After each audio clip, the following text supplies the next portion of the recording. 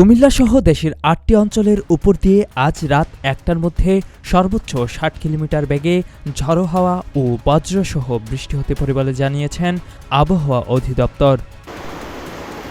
শনিবার অভ্যন্তরীণ নদীবন্দরগুলোর জন্য দেয়া এক বিশেষ পূর্বাভাসে বলা হয়েছে, কুমিল্লা, নোয়াখালী, চট্টগ্রাম, কক্সবাজার, বরিশাল, পটুয়াখালী, খুলনা এবং সিলেট অঞ্চলের উপর দিয়ে দক্ষিণ বা দক্ষিণ পূর্ব দিক থেকে ঘন্টায় ৪৫ থেকে ৬০ কিলোমিটার বেগে অস্থায়ীভাবে দমকা অথবা ঝড়ো হাওয়া বয়ে যেতে পারে।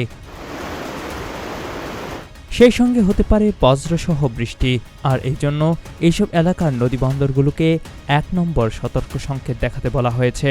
এদিকে সিনপটিক অবস্থা ও আগামী ৫ দিনের আবহাওয়ার পূর্বাভাসে বলা হয়েছে, উত্তর ওড়িশা ও পশ্চিমবঙ্গ এলাকায় থাকা লঘুচাপটি বর্তমানে বিহার ও তৎসংলগ্ন এলাকায় অবস্থান করছে।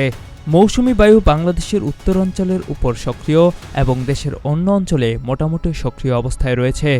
এর প্রভাবে আগামী ২৪ ঘন্টায় কুমিল্লা, চট্টগ্রাম বিভাগসহ দেশের অধিকাংশ জায়গায় হালকা থেকে মাঝারি ধরনের বৃষ্টি বা বজ্রবৃষ্টি হতে পারে।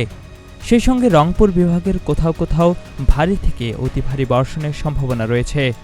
তবে এই সময়ে সারা দেশে দিন ও রাতের তাপমাত্রা প্রায় অপরিবর্তিত থাকবে। কুমিল্লার কাগজ, নিউজ ডেস্ক।